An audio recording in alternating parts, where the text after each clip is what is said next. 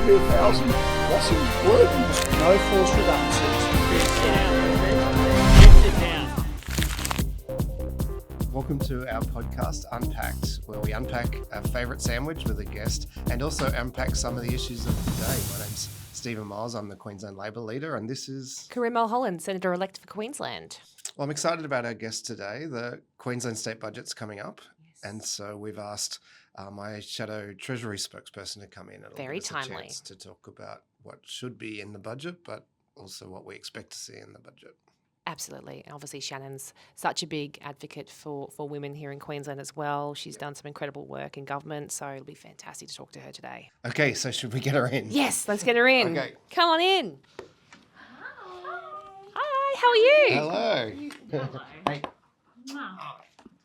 I bring you an egg and lettuce sandwich. All right, we'll grab your microphone and tear open the sandwich. Tell us about it. Oh, okay. Well, egg and lettuce, very old-fashioned but classic. My one rule is you have to have jammy eggs, not hard-boiled eggs, soft-boiled eggs. And it's from my favourite little cafe delight at Waterford West near my office. Looks pretty good. Yeah, And you're saying they make it fresh they make it as you fresh. order? Yeah. So the egg, lettuce, white bread. Nice mayo with a little bit of, Dijon, lemony. Oh, they smell amazing. It's the works. It's the works. These are like proper CWA ones. Yeah, I know. I have a thing for good old-fashioned sandwiches. First of all, we want to talk about you. and Okay. Who you are. I'm a local MP for Waterford. I am the Shadow Treasurer, Shadow Minister for Women. I'm a wife. I'm a stepmum of 2 teenage daughters. I'm a dog mum. Been at the vet already today. So I'm pretty busy. In my spare time, liking old-fashioned sandwiches, I have old-fashioned hobbies. I like gardening and cooking and walking my dog. So How have you found these last 6 months going from government to opposition? People keep saying you must have heaps more time on your hands, but that's not been my not experience. quite. It's different. I think there's definitely slightly less pressure. Like when you're a government minister, particularly Minister for Health, which you've also had, you have to be across so much information. There's so many key stakeholders to meet. There's so many briefings. So there's a lot more pressure on you. And, as much as I want to get back into government and do good things for people, it is nice to have this slightly less pressure. That's the difference that I have really felt. Okay, so take us all the way back when you first started thinking about politics, first started getting involved in politics. What was going on? Well, I got involved at uni. I went to QT and I got involved in a campaign about stopping increases to HECS. So this was when John Howard was Prime Minister, Brendan Nelson was the Education Minister. My mum is a teacher, so I've always grown up with that, belief that, everyone should have access to a first-class education no matter what your parents do or how much money you have. So I got really involved in this campaign and through that I met wonderful people who were members of the QT Labor Club called the Whitlam Club, and then I got involved in student politics at university, and then I got involved in the Labor Party, and I found my people who really shared my values. And I was thinking about this today. I'm pretty sure we all met at around the same time We in did. Young Labour. I think we were on the executive of Young Labour Well, at the you same were time. president, I'm pretty Yes. sure. Yes. I couldn't See, remember if it was secretary or president and you were vice president or vice versa, I remember. So we've known each other, all of us, for We have. a really long time, which is really lovely. When you know people for that long, you can have your differences of opinion, but I say it's a bit like a big family. You know? I did say this to a group of Young Labour people the other day who were visiting Parliament House. I said, look around because you're in the midst of a potential new, a premier of the future or a minister of the future, and they're all looking around going, this guy? Serious? Yeah, oh my gosh. But, and you both, obviously, class of 2015, that's right, got elected at the same time, and members of the exclusive Health Ministers Club as well. It's like the best and the worst job you'll ever have. Do you reckon? Yeah, it changes you. Everyone who rises to the top of that system, they're the smartest. They know their stuff, and so working around those people I found really stimulating. Definitely. Yeah, and really inspiring. Some of the medical research that happens, some of the work that they do is, And literally life and death every day, people's lives in your hands and really difficult decisions. What was something that you were most proud of doing during your time as Health Minister? Can I have two things? You can have more, you can have three if you want. I think obviously the women and girls health strategy, just because we had so many women get involved in it, and it was, I think we are now as a society, as a community, really understanding that, there's a lot that we don't know about women's health and endometriosis and menopause and perimenopause, and we're funding that research, and now we're funding dedicated programs. And when we put out that survey, we had 12,000 women and girls respond, which I've asked this question, and everyone tells me it was the biggest response to a government survey. So, and Steven was such a huge supporter of that, so I'm very proud of that. And then I'm really proud of the vaccine program that we rolled out. So for the first time, Queensland in our schools have meningococcal B vaccines. Actually, my eldest stepdaughter had to get her Men B vaccine. She was like, "Oh, this is your fault. Thanks for this needle." And I was like, "Trust me, it's worth it."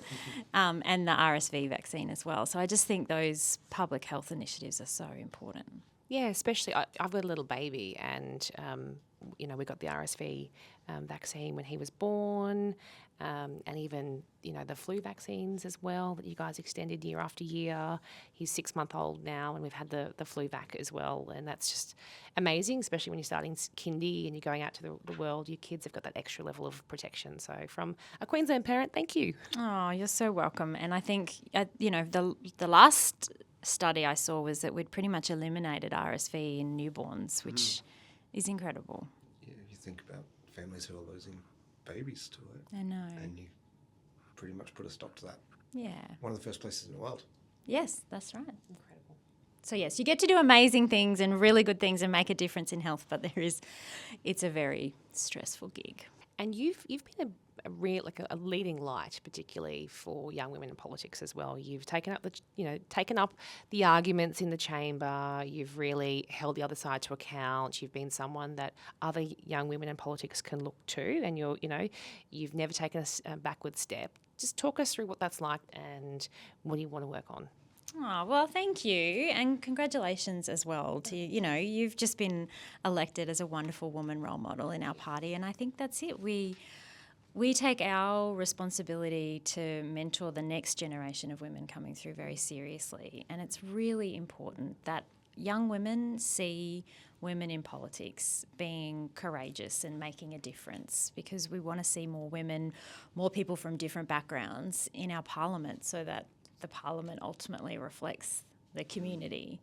And I've been really proud to be, Minister for Women in a number of terms, and now Shadow Minister for Women.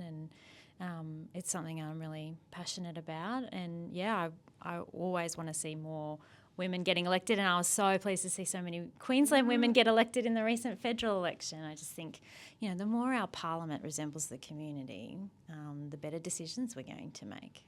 I was just thinking that back when we were first getting involved, the party really was grappling with the whole affirmative action debate and quotas and how they should be enforced and how enforceable they should be. And it's just worked, looking back over that time, it's worked so incredibly well, culminating in this last federal election, incredible delegation of Queensland women off to Canberra.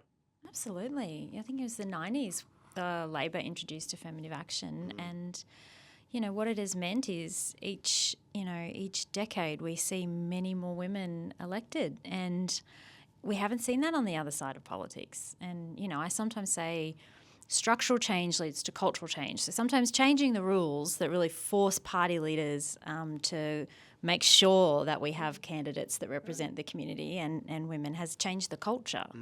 Where a lot of women are excited to run and want to be part of the team. So sometimes those structural changes lead to cultural change, and I think that's what's absolutely happened for us in the Labor Party. And I reckon the party is also built on the affirmative action model, not just of placing women into seats, but I think the real change in recent time has been placing women into winnable seats, and safe seats. It was often women running in marginal seats or difficult to win parts of the country, but then moving into marginals, winnables and safes, and that means you are also protecting that talent in the parliament as well, that they are that they're going to be there hopefully for a longer term and provide a much bigger contribution. So that's one thing I've personally really been impressed to see. just not the portion of women, but the proportion of women in safe and winnable seats. Totally. And I think you get, as I said, you get better outcomes, but you get policies that really matter, not just to women, but to families and the community. Like at the last federal election, you know, like if the LNP or the coalition had as many women as we did, do you really think they would have ended up with a policy of forcing everyone to not work from home and come back to the office? If you had more women or more people that understood why that was so important to families, I don't reckon they would have come out with that policy. And that's why it matters. It does, absolutely, to families. So I was thinking the other day, I still feel guilty about our first term because I was the Environment Minister. Scuba Steve, I remember those Scuba days. Steve, I was releasing hand-reared platypuses and you had the child touring national parks and Yeah, being cuddling the minister for the koalas. Great and cuddling koalas. And you had a tough term. That was I did have a very tough term. It was a very steep learning curve. you were papped going to Byron Bay and criticised for.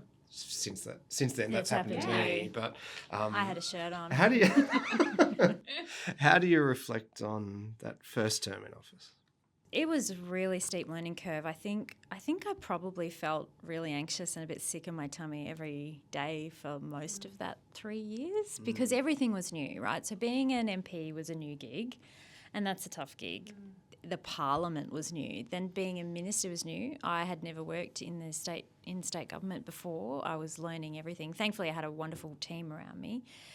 But child safety is one of those policy areas that is incredibly challenging and tough and emotive. And, you see stuff that comes across your desk, which certainly reminded me about what a privileged, loving upbringing I had and how there's a lot of young people that don't have that. So it was really tough. I was really thankful to get through it, and I think it taught me a lot of resilience. It taught me to listen to the people whose opinion you respect and try and block out all the other nonsense and noise. I guess it gave me at the end of the day a lot of confidence that I could do, hard work and get through it and make a difference. We had a whole lot of challenging circumstances, and we used that to get a whole lot more child safety officers, some really great, policies, widening adoption, more investment in foster carers. So we did good things out of a really challenging situation. So, yeah, but it was a tough job, but first it's term. important. It's Child such safety is an really important job. I mean, they're the most vulnerable kids in our community, and a lot of it is to do with domestic and family violence, drug and alcohol addiction, underlying mental health or disabilities that aren't getting diagnosed, poverty. So really looking at, trying to address those underlying issues about why children are coming into the system, I think is really critical. So one of the things you started then, and I know we're really passionate about, and this comes back to your ministerial champion for the Torres Strait Islands, and you started a process to legalise cultural adoption, something I don't think many people listening will know much about. So tell us, first of all, about the Torres Strait, because most people never get to go there, and then about this cultural practice. So I was very fortunate to become the ministerial champion for the Torres Strait. So each minister would get responsibility for a discrete community, and really it's such a great initiative because We just heard the LNP's abolished. Yes, they have. Classic, those guys. And what it means is rather than, mayors of discrete communities who have all of these challenges and need to deal with all of these different government departments, they've got like one channel that can help them get action. And in the Torres Strait, though, of course, it's almost like having 18 discrete communities because you have, most people think of the Torres Strait as Thursday Island, which is like the administrative hub.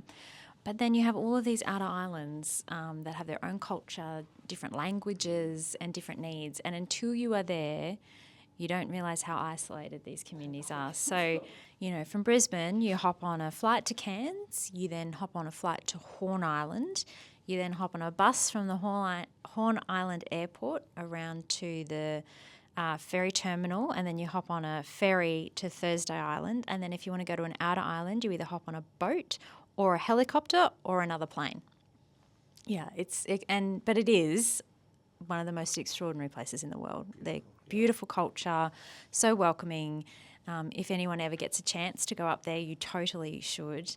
so I started sitting down with some of the locals, particularly the women, and they just said to me, Minister, we have had this tradition of family adoption in the Torres Strait, cultural adoption for time immemorial, and it's never been legally recognised. And so what this means, they have this beautiful cultural practice where children might be given to a sibling to raise, but it means that their birth certificate doesn't match their identity with their new family. And so get into all sorts of problems, particularly as kids get older, wanting passports, driver's licenses.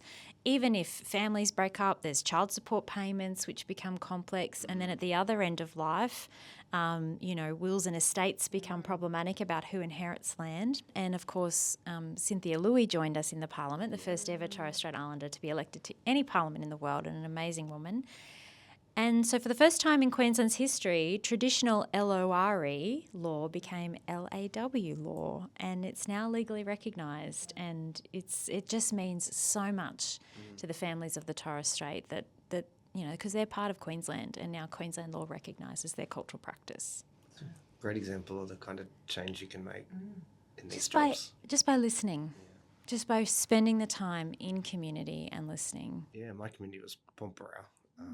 Another beautiful place, very long way away as well. Next segment we call Cut the Crust, where we talk about topical issues. And the reason we're talking to you right now is you're our Shadow Treasury spokesperson. The state budget's coming up. What should people know about the Christopher government's first budget? Well, I think what people need to know is that it's going to be a bit of a magic pudding. So David Janetsky, who is the Treasurer, promised at the election that there would be lower taxes, no new taxes, there would be lower debt, there would be nothing cut from the budget, so all of our projects and spending, nothing would be cut, and there would be a bigger surplus. Right. So I think most people, most people listening can work out, well, how do you do that? Yeah. And so certainly in their mid-year budget update, not just us, the Labor opposition, but you had economists and even ratings agencies say they were really more interested in playing politics and trying to blame us for things than coming up with their own fiscal strategy. Yep. Like, how are they actually going to manage debt and deliver a surplus without major cuts? So we will certainly be on the lookout for, in particular, I think, hospital projects and hospital beds on the chopping block. They've already pretty much.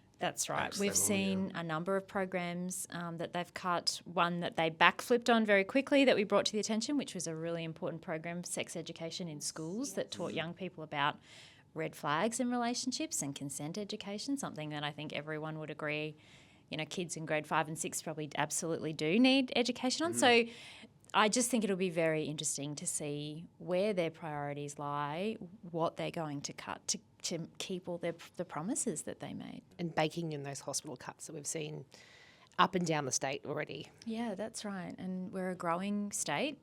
We have huge population growth. We're an ageing population. It's never been more important to have health infrastructure.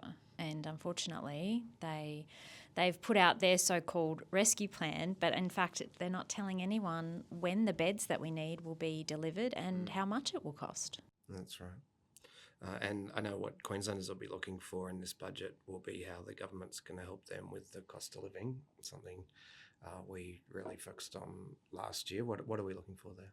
Yeah, well, energy rebates. So again, during the election, David Crisafulli said that, he thought that would be something that might continue. They've now ruled that out. We've already seen car rego increase. So there's a whole range of cost of living relief that we worked hard to deliver on because we know families are doing it tough, and unfortunately it seems like there won't be any cost of living relief for families at this stage. Yeah.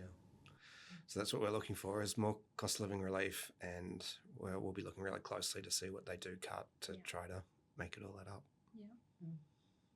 Last week we had a press conference together, or by the time this airs it'll be a few weeks ago, but we heralded the introduction of the coercive control laws that I know you really championed. Tell people tuning in what that's all about.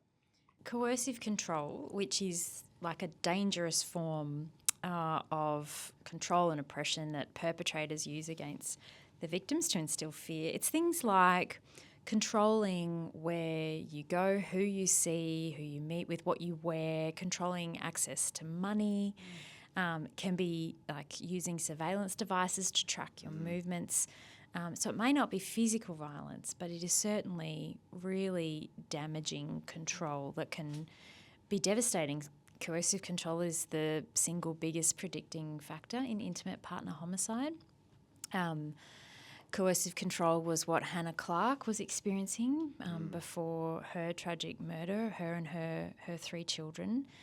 And so, back in 2020, when I was Attorney General and Minister for the Prevention of Domestic Violence, we set up a task force, a women's safety task force led by Margaret McMurdo, and asked them to look at what should we do about this dangerous form of control. And they recommended making it a crime, so 14 years imprisonment, and it's only recently become law in Queensland. So, it's always been really dangerous and abuse, but now it's a crime. And I think it's taken a few years, but that's because I think we needed to bring the community with us on a conversation about what this is and why it's so dangerous. And advocates like Sue and Lloyd Clark, Hannah's parents, and so many other victim survivors have been part of telling their stories to bring the community with us on this journey. And it's one of the things I think I'm definitely most proud of.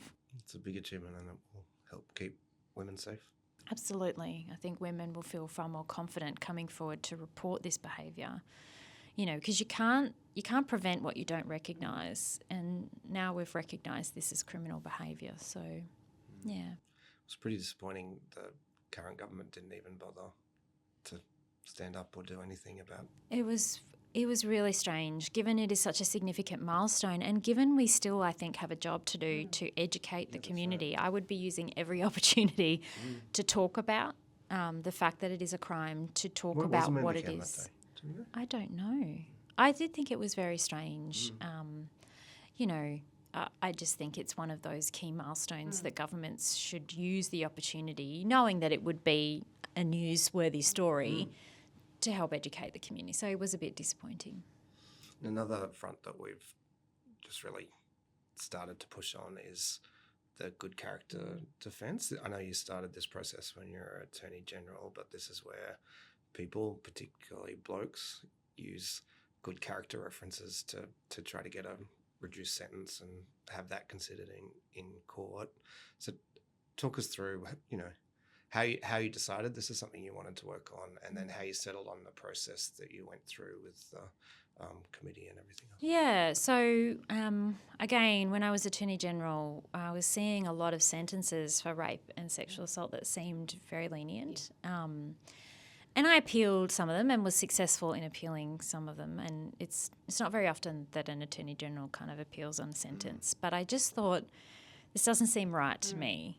And, for those people who may not understand how sort of criminal law works, courts will look at the circumstances of a case. They'll look at similar cases, what they call, precedent, and they'll consider, harm done to the victim, and then they'll look at references from people that know the perpetrator and determine whether or not, what the sentence should be.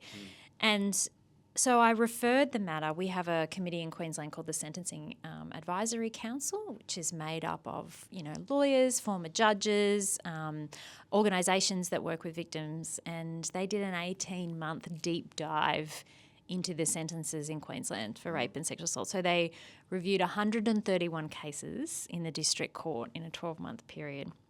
And what they found, particularly on this good character reference, was that courts were sort of using it really to mitigate sentences for people who have been convicted of rape and sexual assault.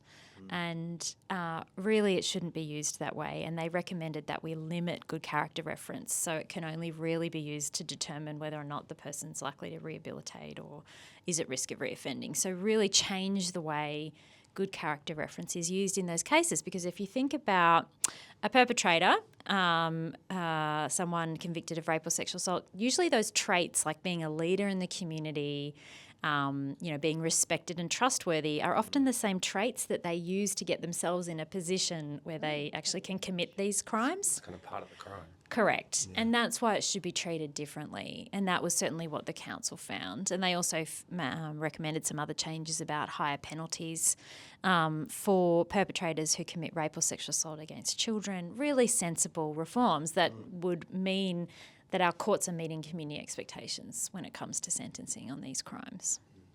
And the LNP voted against us. Yeah, so that report came back in December, sat on the Attorney General's desk for a while. We were just really keen to get it cracking. There was a whole lot of other recommendations, but we picked 4 that we thought were non-controversial, could be done quickly. High priority. We introduced amendments.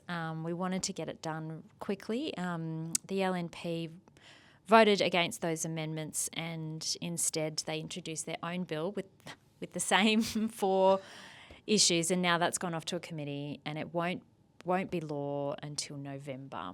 So Isn't look, it like bloody-mindedness? yeah, I think so. I think it's a bit of ego. I said this in the House. I think it's pride, it's ego. We all agree. We all want to get this done. We could have done it straight away. Victims, I think, have been waiting far too long for these reforms, but instead we'll have to wait another 6 months. I mean, I'm pleased. I'm pleased it will become law. Let's not lose sight of that. But it is, I think, just again a bit disappointing that we all agree. We're all going to vote for it eventually. We could have just voted for it. Just on that, I suppose, I'm one of those strange people who does tune into Parliament and watches it. And I know, I'm sad. And one of the things that is very abundantly clear to me as a viewer is just the sort of the wall of noise and aggression and egotistical sort of posturing that seems to be coming out of this government. And that's what I'm getting from the television when I'm watching it. I imagine being in the chamber as well. This is, we talk about wanting to encourage young people into politics. We talk about trying to encourage women into politics.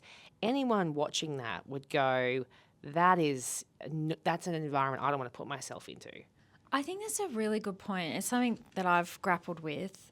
Like, if we want young people or women or people from professional background, again, we want the Parliament to reflect the community. If all they see on the nightly news is that snippet of Question Time where we're kind of yelling at each other, who would want to put their hand up? It's a bit of a turn off, right? I think so, and I think that's genuinely awful too. I know. I think it's incumbent on all of us to try and do better.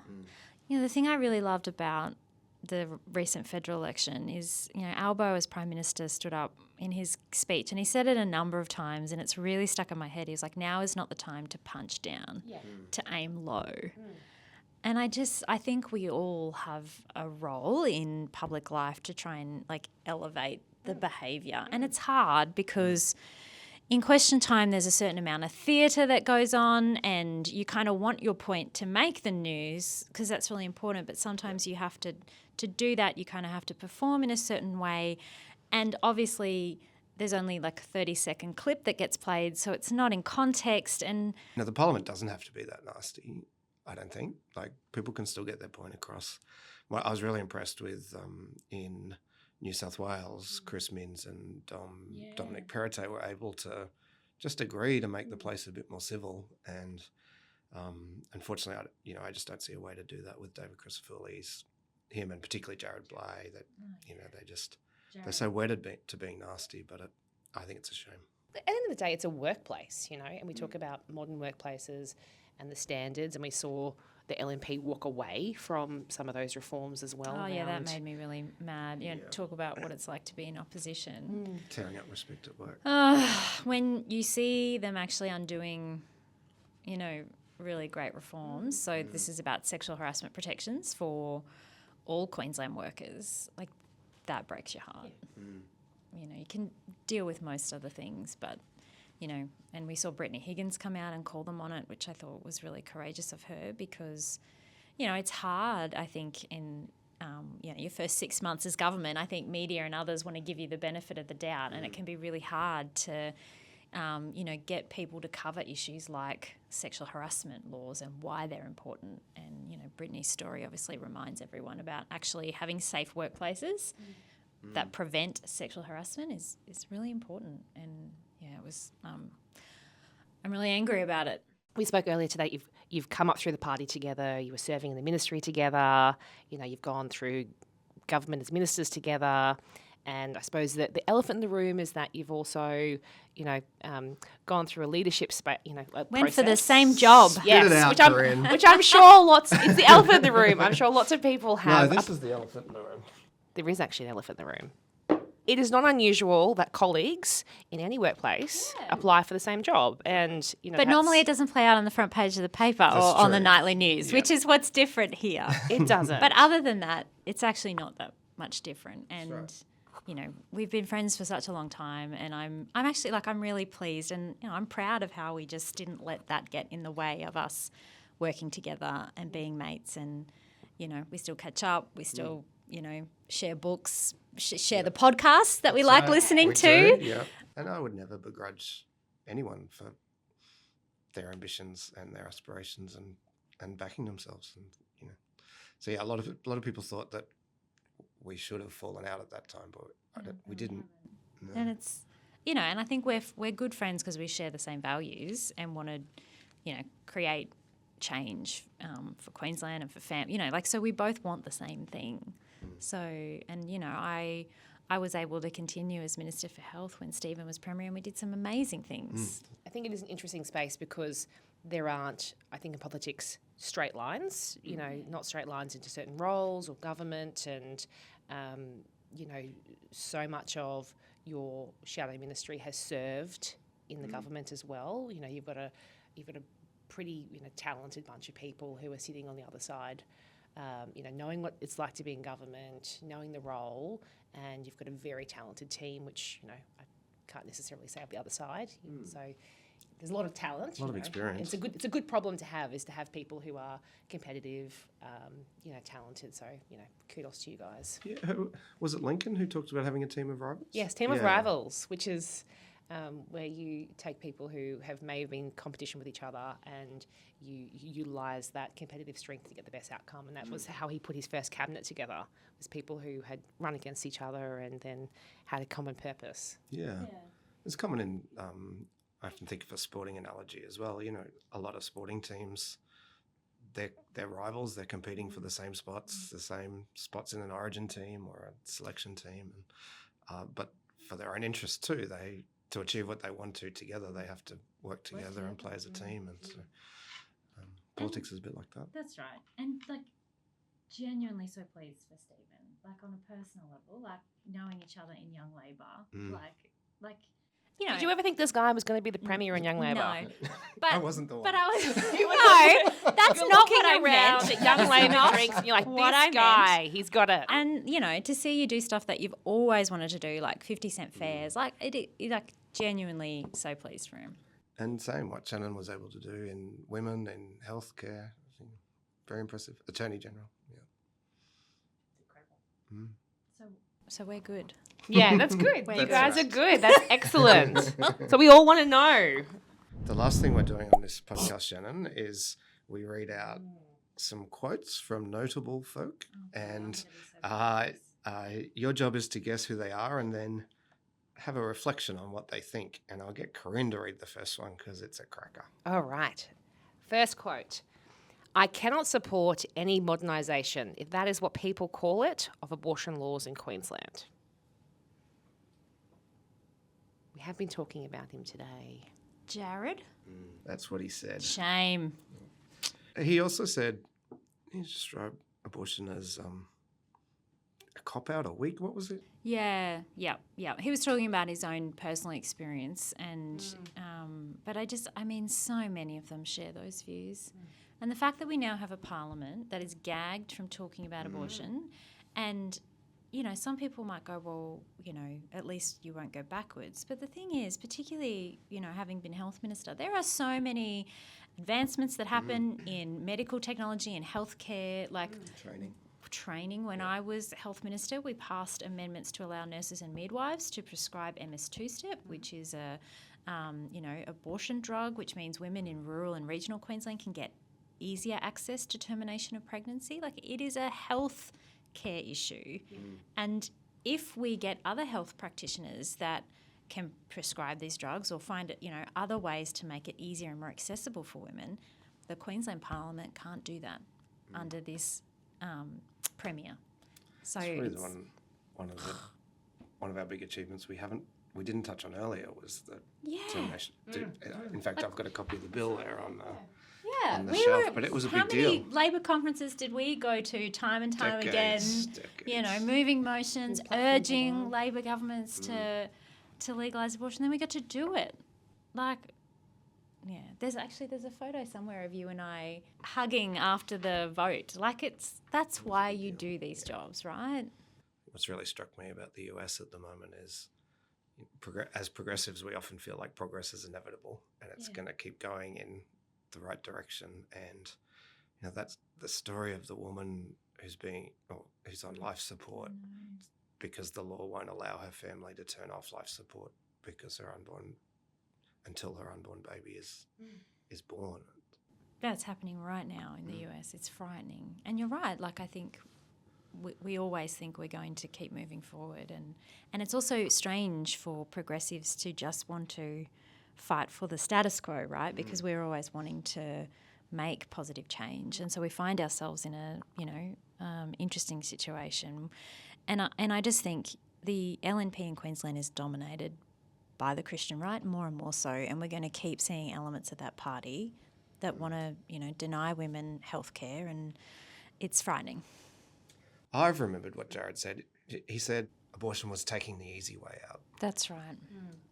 Which is just so offensive to so many families out there who may be struggling or doing it tough, where this really isn't an option for them. No, that's right. And to not be There's able... nothing easy about it either way. Well, that's right. And to not be able to put yourself in someone else's shoes and think, well, actually that should be a decision for their family and their doctor, and their experience isn't necessarily my experience. You have to be able to do that in these jobs. You have to be able to have compassion and empathy and recognise that people experience things differently to you. In our, for the most part, for most people in the Parliament, we've had quite privileged, lives. Yeah, that's right. And so it's really disappointing, and it's, I hope we get back to a place where we can actually advocate and make legal changes to advance women's healthcare. Yeah. Well, second quote, this is a good one because we heard it a lot on federal election night, but we're crediting this to one individual, a new colleague of Corinne's. Let's wait for the pre-poll. Now, I might share this because I've got the photo I took of the Strathpine pre-poll in Dixon as it came in, because that was the point at which we knew It was the beginning of the end for them. it was. Who do you think was saying that? It was Senator McGrath, wasn't it? Yeah. Poor guy. Although at one point, to be fair to him, I was the campaign director for Ford, for Rowan Holzberger, the new member for Ford, very exciting. And I was getting the numbers in, and everyone was getting really excited. And at one point I said, look, can we just wait for the pre-poll? So I I must get admit it. I said that a few times too. But it was an overwhelming endorsement of the Labor team and what we stood for and our positive agenda. And I'm so excited every time we talk about it. Shannon, thank you for bringing us a sandwich, unpacking it, and unpacking some issues with us too. My pleasure. Thanks so much for the chat. Thank you for coming. Shall we try a sandwich? Yeah. A quarter each. Oh, look at you making a mess. That was a really good sandwich, and what a great chat. Amazing. Just such an interesting story as health minister and a minister for women in a Labor government that made a difference to women's lives. Yeah, and 10 years in government, you really can. You can do a lot of stuff. You can. And Shannon and I have been a part of that. It's pretty great. Watch this space. We've done a couple of episodes now, so it's a good time for those of you who've been tuning in. You can let us know who you'd like for us to get next. And I've decided to set a challenge for Corinne. I want you to get your new boss. Can you get the Prime Minister, do you think? Wow, okay. Let's aim high, Steven. No pressure. I mean, he does love a good podcast. He loves a good podcast, that's what I thought. Yeah, he did quite a few podcasts in It the doesn't election. have to be right away. Okay, all right. Let me get my feet Start on the desk. working on it. Okay, so if I have to get Albo, can you get Blocker? Blocker. Gary Bullock. United Workers Union. Famously, mysteriously, Queensland's most powerful man. he doesn't do a lot of interviews, Corinne. No, he is a... I reckon you might have got me. I think Albo's an easier get than. We've got 2 members of United Workers Union here. So, This is I true. mean, we could come and ask him to talk to us about union matters. All right, let me work on him. Gary, if you're watching this, Yeah. please come on our podcast. And if you've got any ins out there, any ideas of how we should convince either the Prime Minister or Gary Bullock, I'm all ears. We probably need to shuffle up the caps back here and maybe throw a Rabbitohs cap up there to entice him in so he can feel like he's... Actually, the Rabbitohs are playing here soon, up in Brisbane. That's true. End of June, so They play the Dolphins in that delayed they do. match. They delayed for the Cyclone. The Cyclone match, rematch. Maybe that could be it. Well, that's the challenge. That's the challenge. All right, leave it with me. That's the assignment. I love a bit of homework. What do the kids say? Do you understand the assignment? Do you understand this? Did they still say that? I don't know. They still say it? With their boo-boos? Yeah. Skibidi. Am I saying that right? Are we still All dabbing? right, that's enough of us. Are we still That's dabbing? enough No. of us. Thanks everyone it. for tuning in. Please do let us know what you think. Not now, not ever. Let there be 1,000 crossings worthy. No forced redundancies. Get out.